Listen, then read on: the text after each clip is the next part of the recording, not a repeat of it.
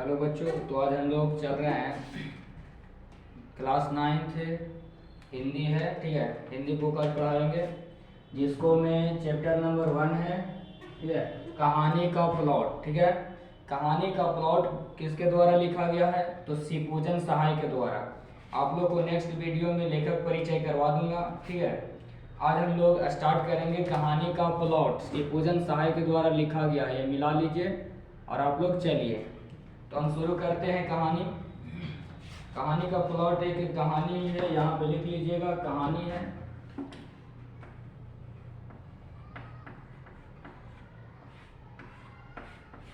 ये कहानी बहुत ही अच्छा है, एक बार पढ़ने के बाद आप लोग नहीं भूलिएगा। ठीक है, तो चलिए शुरू करते हैं। मैं कहानी लेखक नहीं हूँ। लेखक कहते हैं शिवपूजन सहाय कि मैं कहानी लेखक नहीं हूँ, कहानी लिखने योग्य प्रतिमा भी मुझ में नहीं है। मतलब इनमें कहानी लिखने योग्य प्रतिमा भी नहीं है।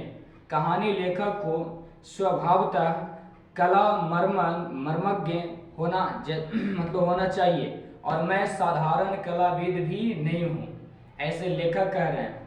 किंतु कुशल कहानी लेखकों के लिए एक प्लॉट पा गया हूँ।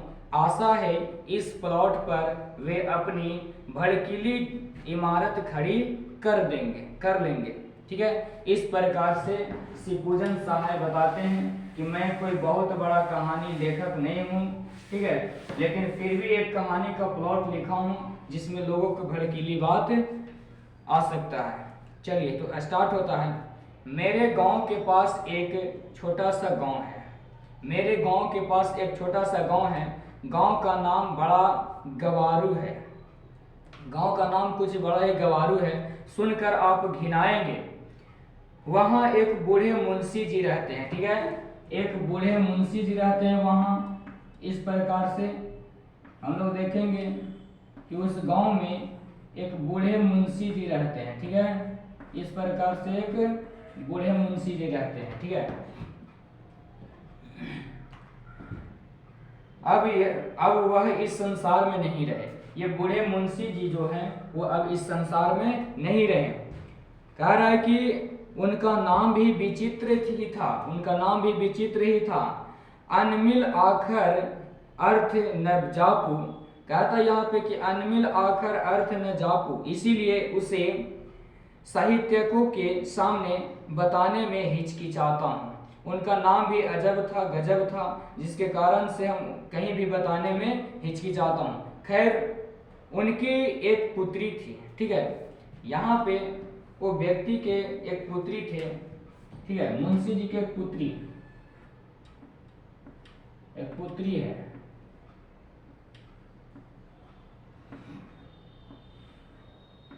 इस प्रकार से बना लेते हैं। मुंशी जी के एक पुत्री है।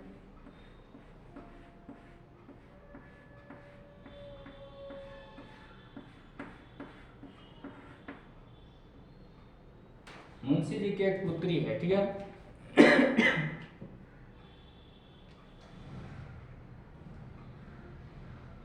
पुत्री थी जो अब तक मौजूद है, अभी भी वो मौजूद है। उसका नाम जाने दीजिए। ठीक है, उसका नाम भी जाने दीजिए, सुनकर क्या कीजिएगा।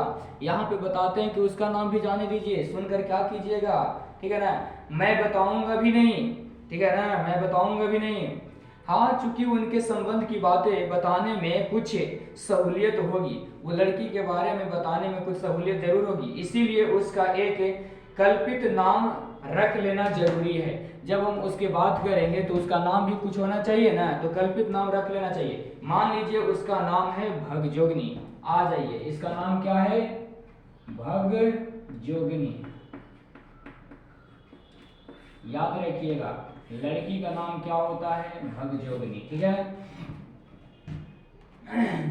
भगजोगनी।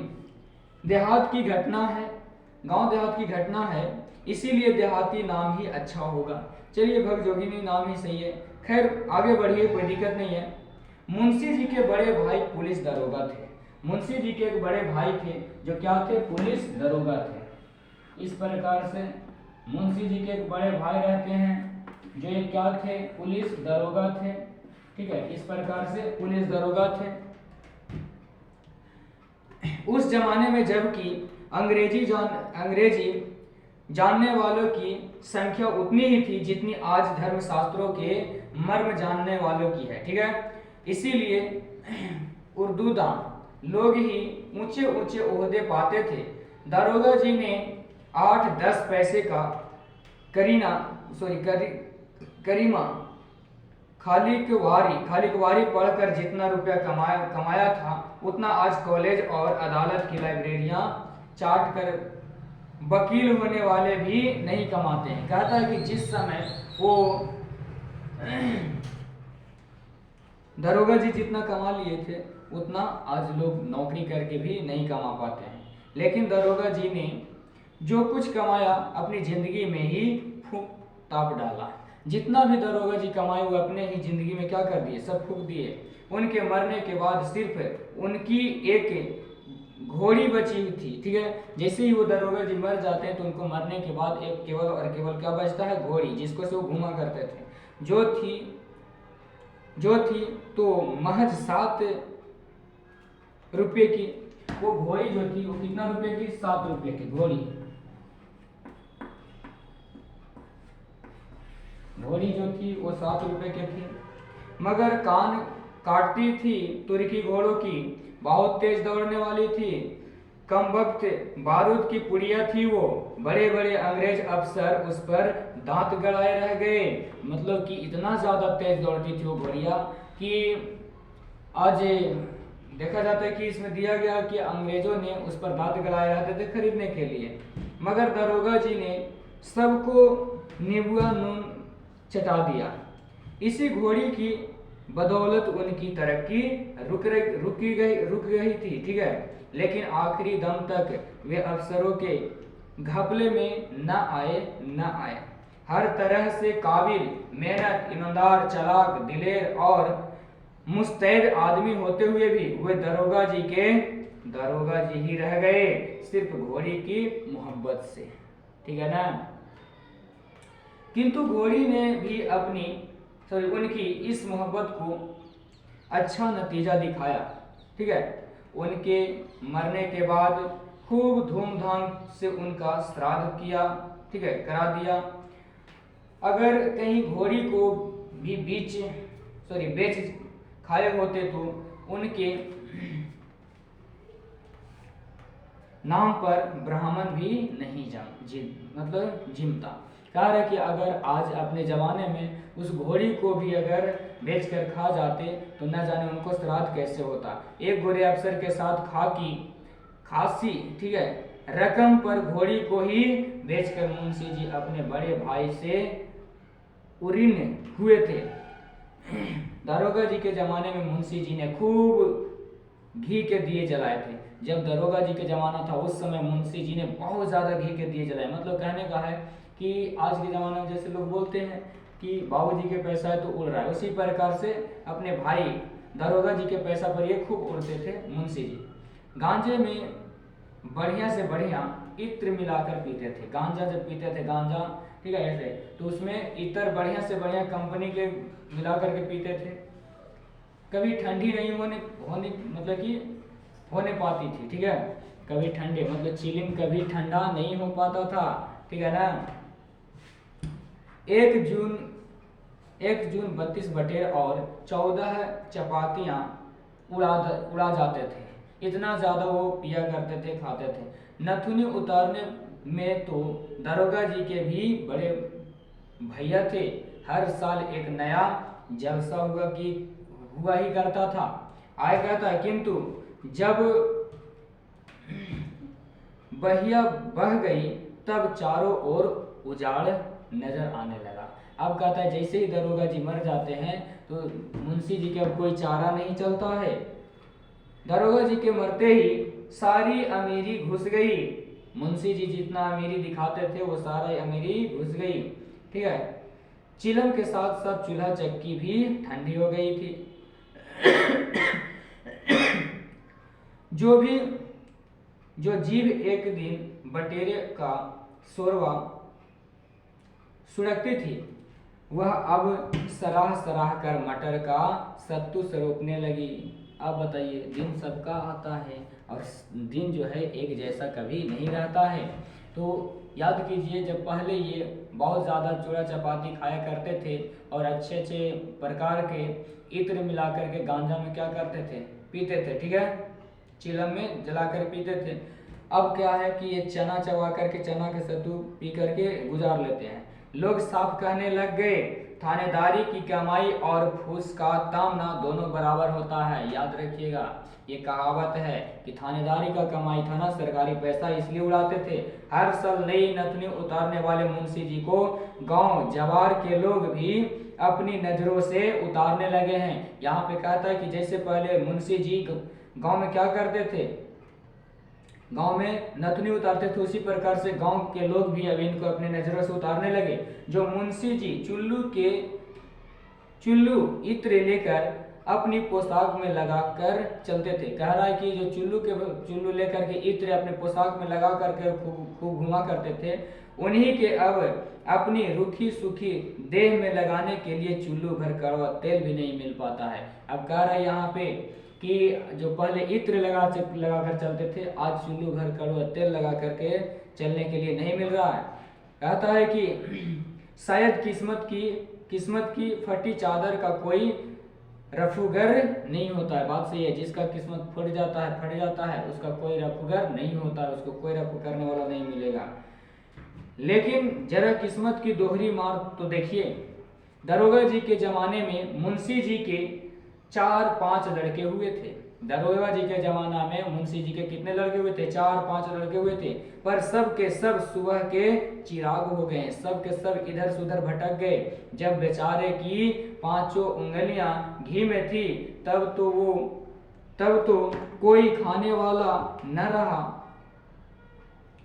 और जब दोनों टांगे दरिद्रता के दलदल में आ फंसी और ऊपर से बुढ़ापा भी कंधे दबाने लगा, तब कोढ़ में खाज की तरह एक लड़की पैदा हो जाती है। बात सही, जब उनको 5 उंगली घी में था, उस समय कोई खाने वाला नहीं था। लेकिन जैसे ये बूढ़ हो जाते हैं, उस समय एक बेटी जन्म ले लेती है, ठीक है। कहता है यहाँ पे, और तारीफ यह कि मुंशी जी की बदकिस्मती भी दरोगा जी की घोड़ी से कुछ कम मतलब कि अस्थावर नहीं थी, ठीक है। सच पूछिए तो इस तिलक दहेज के जमाने में लड़की पैदा करना ही बड़ी भारी मूर्खता होता है। जैसे कि आज का समय है कि बिना तिलक दहेज का शादी विवाह नहीं होता है, तो इसमें यहाँ पे बताया जा रहा है कि सच पूछिए तो तिलक दहेज के जमाने में लड़की पैदा करना मूर्खता वाली बात होती है।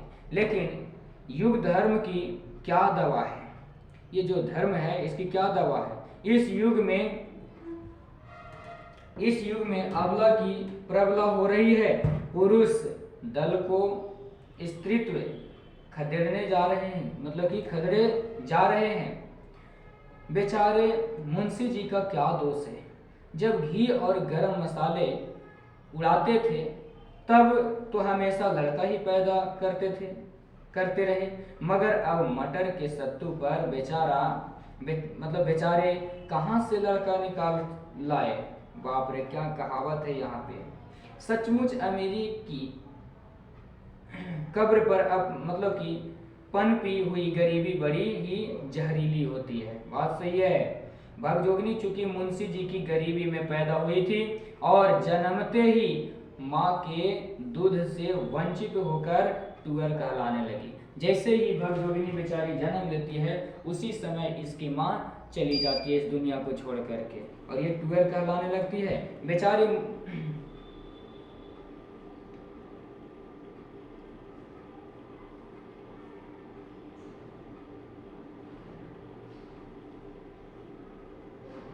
टूअर कहलाने लगे, ठीक है।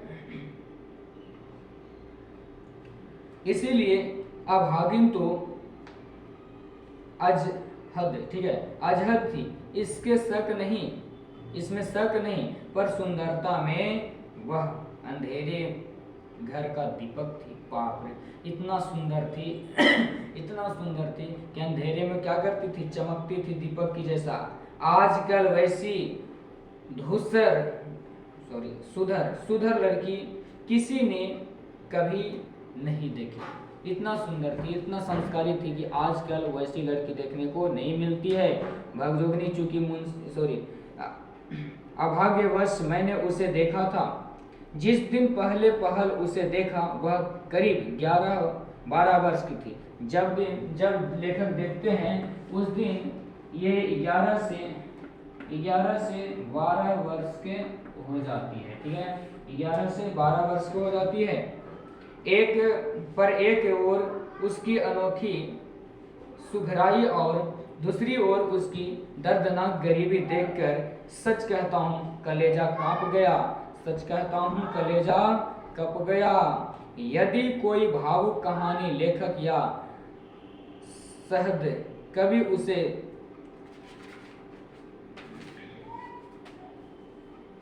देख लेता तो उसकी कहानी से अनायास करुणा की धारा फूट निकलती, उनकी आंखों से आंसू निकल आती। किंतु मेरी लेखनी में इतना जोर नहीं है कि उसकी गरीबी के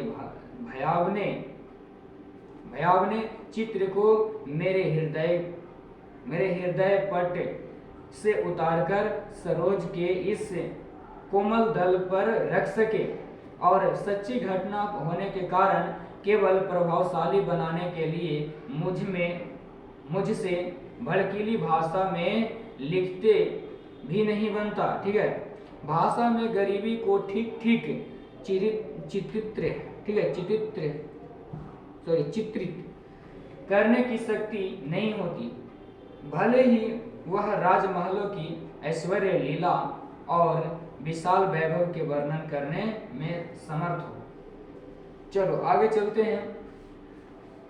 कह रहा है कि बेचारी उस उम्र में भी कमर में सिर्फ एक पतला सा चिथड़ा लपेटे हुए थी, ठीक है,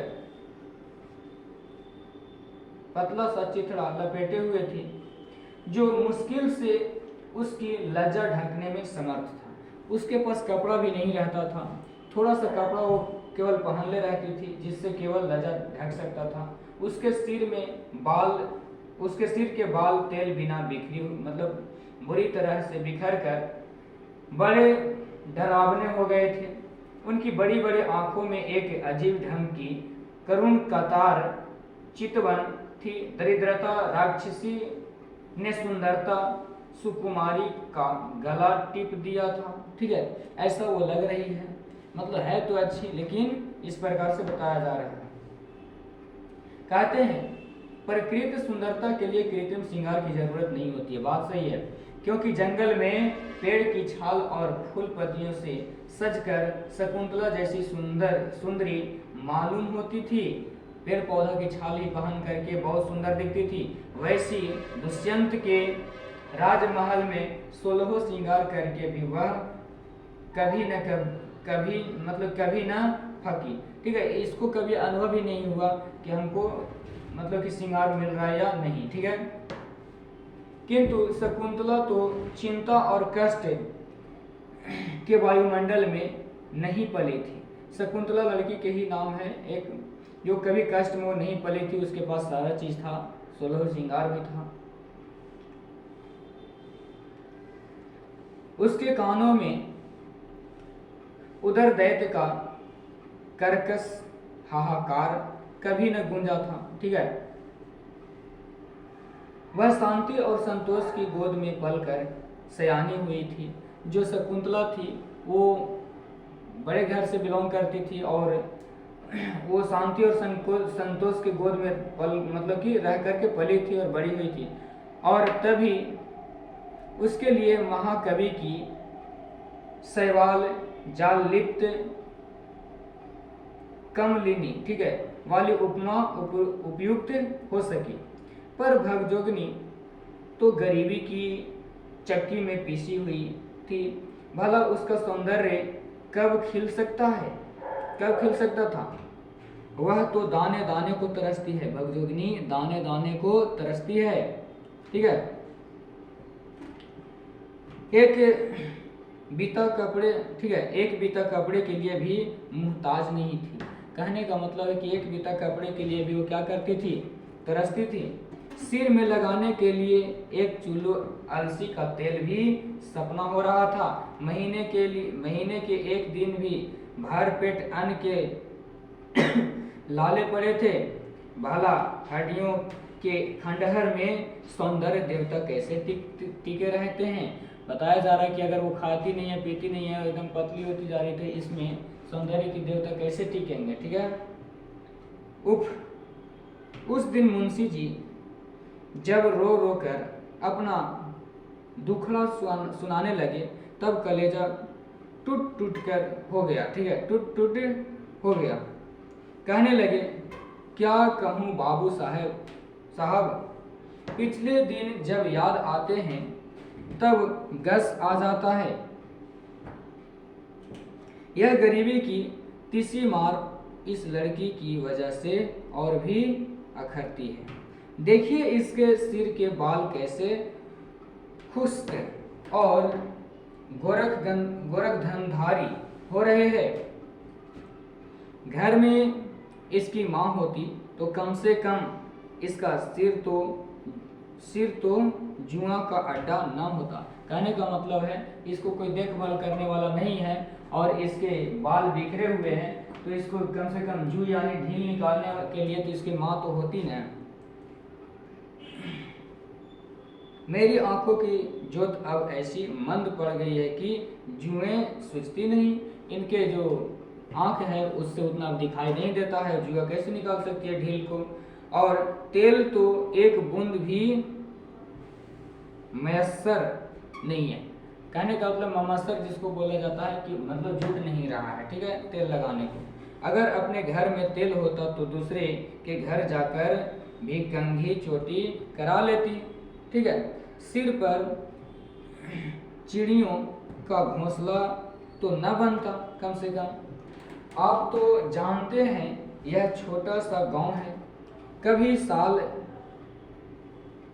छमासे, ठीक है, साल छमासे में किसी के घर बच्चा पैदा होता है तो इसके रूखे सूखे बालों में के नसीब जागते हैं। ठीक है, आयकर गांव के लड़के अपने अपने घर भर पेट खाकर जो झोलियों में चबेना लेकर खाते हुए घर से निकलते हैं, तो यह उनकी बाट जोहती रहती है कि कब आता है। ठीक है, उनके पीछे पीछे लगी फिरती तो भी मुश्किल से दिन में एक दो मुट्ठी चबेनी मिल पाता था। चबेनी जो चना वगैरह होता है, भूंजा हुआ रहता है। ठीक है, इस प्रकार से उसको मिलता था। खाने पीने के समय किसी के घर पहुंच जाती तो इसकी ढीठ लग जाने के भय से घरवालियां दुराने लगती थी। ये खाने पीने के समय में किसी के घर चली जाती थी और ढीठ लगा देती थी, वहीं खड़े हो जाती थी, तो लोग इसको दुराने लगते थे। ठीक है, उसी से किसी तरह पेट की जलन बुझा लेती थी। कभी कभी एकाध फाका चना चबेना मेरे लिए भी ले लाती थी। उस समय हृदय दो टुक हो जाता था। उस समय बहुत ही मतलब कि दुख भरे अंदाज में मतलब खाते हैं दोनों मिल करके। कह रहा है कि किसी दिन भर घर घर घूमकर जब शाम को मेरे पास आकर धीमी आवाज से कहती है कि बाबूजी भूख लगी है, बाबूजी भूख लगी है, कुछ हो तो खाने को दो। उस वक्त आपसे ईमानन कहता हूँ, जी चाहता है कि गल फांसी लगाकर मर जाऊं या किसी कुएं या तालाब में डूब जाऊं। ऐसा लगता है उस समय जब बेचारी भगजोगिनी उस समय खाने को मांगती है। मगर फिर सोचता हूँ कि मेरे सिवा इसकी खोज खबर लेने वाला इस दुनिया में अब है ही कौन। मतलब कि अगर हम मर जाता हूँ तो ये भगजोगिनी को देख रेख करने वाला अब है ही कौन इस दुनिया में। आज अगर इसकी माँ भी जिंदा होती तो कूट पीस कर इसके लिए मुट्ठी भर चून जुटाती, किसी कदर इसकी परवरिश कर ही ले जाती। और अगर कहीं आज मेरे बड़े भाई साहब बरकरार होते, मतलब जिंदा होते तो गुलाब के फूल सी ऐसी लड़की को हथेली का फूल बनाए रहते। आज हमारे बड़े भैया जिंदा रहते तो ये ऐसी लड़की को इस प्रकार से रहने नहीं देते। कहता है कि जरूर ही किसी राय बहादुर के घर इसकी शादी करते, मतलब बड़े घरों में इसकी शादी होती। मैं भी उनकी अंधाधुंध कमाई पर ऐसी बेफिक्रे से दिन गुजरता था कि आगे आने वाले इस बुरे दिनों की मतलब मुतलक खबर न थी। ऐसा हमको पता नहीं था कि आने वाला समय हमारा ऐसा गुजरेगा, ठीक है, इसलिए मैंने पैसा ज़्यादा बुलाता था। वे भी ऐसे मतलब खर्राज थे कि अपने कफन काठी के लिए भी एक खरमुहरा न छोड़ गए। अपनी जिंदगी में ही एक एक चप्पा जमीन बेच खाई। भैया भी वैसने थे कि अपने जिंदगी में ही चप्पा जो जमीन था वो सब बेच गए। उल्टे सब लोग ताने जनी के तीर बरसाते हैं। एक दिन वह था कि भाई साहब के पेशाब के चिराग जलता था, ठीक है, और एक दिन यह भी है कि मेरी हड्डियां मुफलिसी, ठीक है, मुफलिसी की आंच से मोमबत्तियों की तरह घुल घुल कर जल रही है। आज ऐसा समय आ गया है, ठीक है।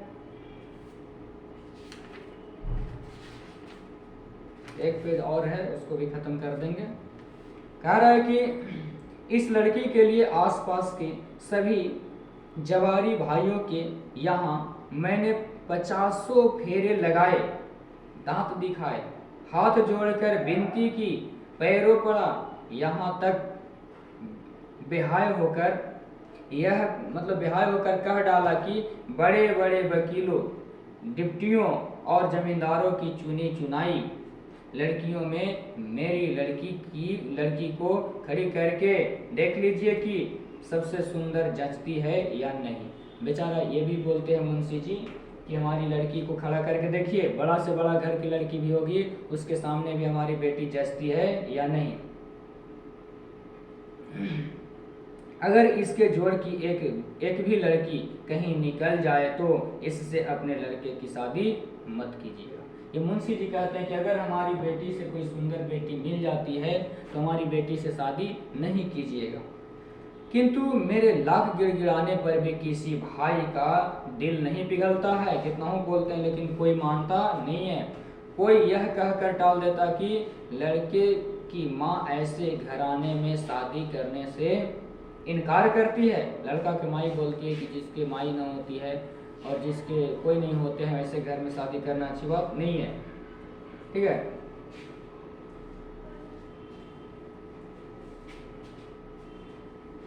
जिसमें न सास और न साला है और न बारात की खातिरदारी करने की हैसियत।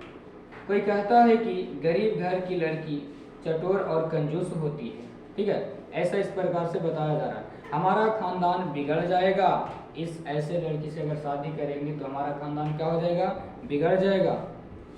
ज़्यादातर लोग यही कहते मिले कि हमारे लड़के को इतना तिलक दहेज मिल रहा है तो भी हम शादी नहीं कर रहे हैं। फिर बिना तिलक दहेज के तो बात ही करना नहीं चाहते। कह रहे कि हमारे बेटे को तिलक दहेज इतना ज़्यादा मिल रहा है फिर भी हम शादी विवाह नहीं कर रहे हैं, लेकिन फ्री में तो कोई चांस ही नहीं बनता है। इसी तरह जितने मुंह उतनी ही बातें सुनने में आई। बात सही है, जब तक पैसा है तो सारा चीज़ है। आगे कह रहा है कि महज मामूली हैसियत वालों को भी 500 और 1000 तिलक दहेज फरमाते देखकर जी उड़ जाता है। बहुत ज़्यादा तिलक फरमाते हैं जिससे जी उड़ जाता है, गुस्सा चढ़ जाता है। मगर गरीबी ने तो ऐसा पंख तोड़ दिया है कि मतलब तड़फड़ा भी नहीं सकता। सारे हिंदू समाज के फायदे भी अजीब ढंग के है, ठीक है। बाकी इसके बाद यहाँ पे दिखाई नहीं दे रहा है, आप लोग थोड़ा सा देख लीजिएगा। यहाँ से चलिए, ठीक है।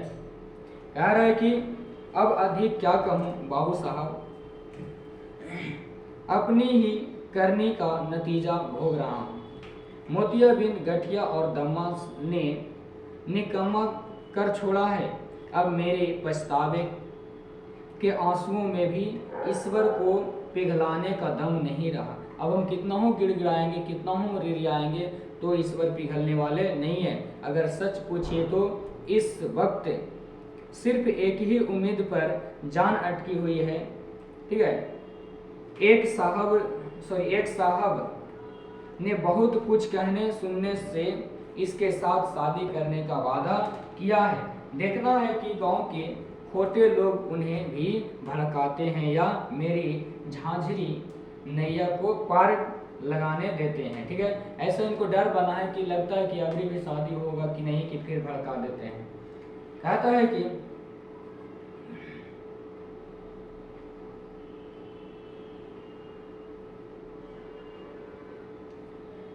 लड़के की उम्र कुछ कड़ी जरूर है, 41-42 साल की, मगर अब इसके सिवा कोई चारा भी नहीं है।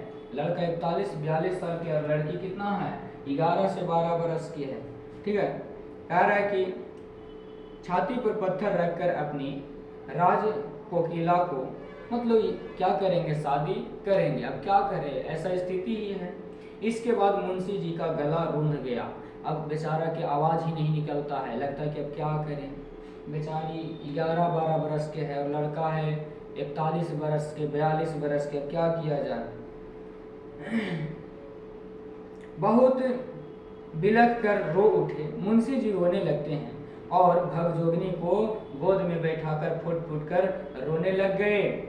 अनेक प्रयत्न करके भी मैं किसी प्रकार उनको आश्वासन न दे सका। जिसके पीछे हाथ धोकर बाम विधाता पड़ जाता है, ठीक है, उसे तसल्ली देना कट्ठा नहीं होता है।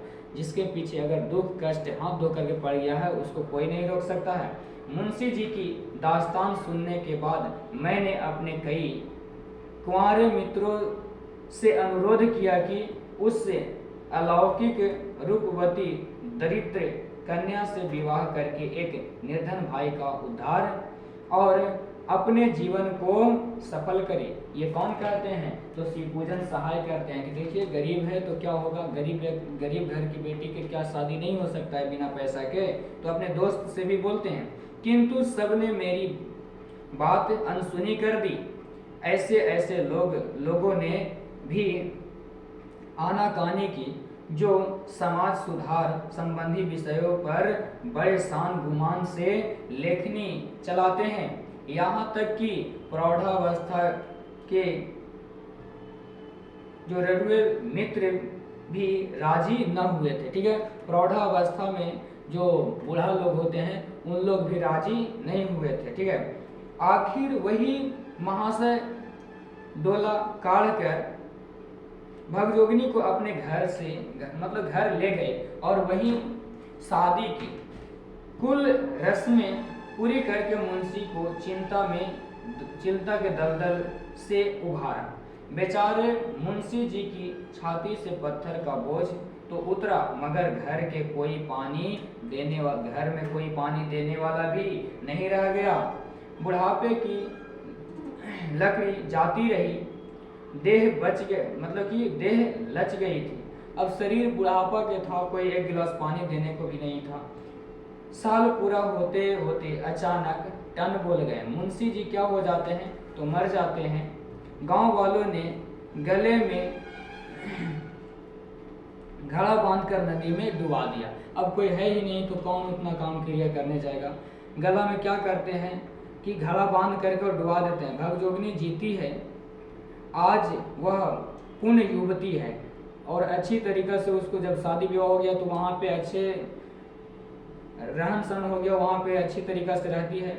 उसका शरीर भरा पूरा एकदम और फुला फला है एकदम। उसका सौंदर्य उसके वर्तमान नवयुवक का ठीक है, यहाँ पे थोड़ा सा मिटा हुआ है, दिखाई नहीं दे रहा।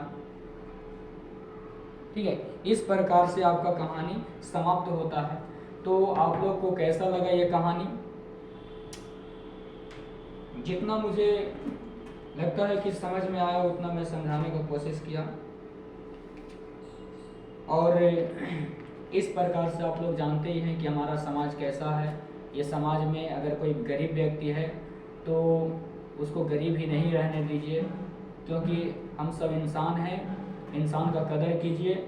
और कोई गरीब है, गरीब की बेटी ऐसे ही नहीं रह जाए, उनको मिलजुल करके शादी विवाह करिए, कोई दिक्कत नहीं है। इस चैप्टर से हमें यही सीख मिलता है कि सुंदर लड़की को भी बिना पैसा के शादी विवाह नहीं हो रहा है, यानी कि लड़की से ज़्यादा सुंदर हमारे समाज में कुछ है तो वो है पैसा। आया समझ में? तो इस प्रकार से नेक्स्ट चैप्टर आप लोग को पढ़ाएंगे नेक्स्ट वीडियो में, फिर मिलेंगे। थैंक यू, धन्यवाद।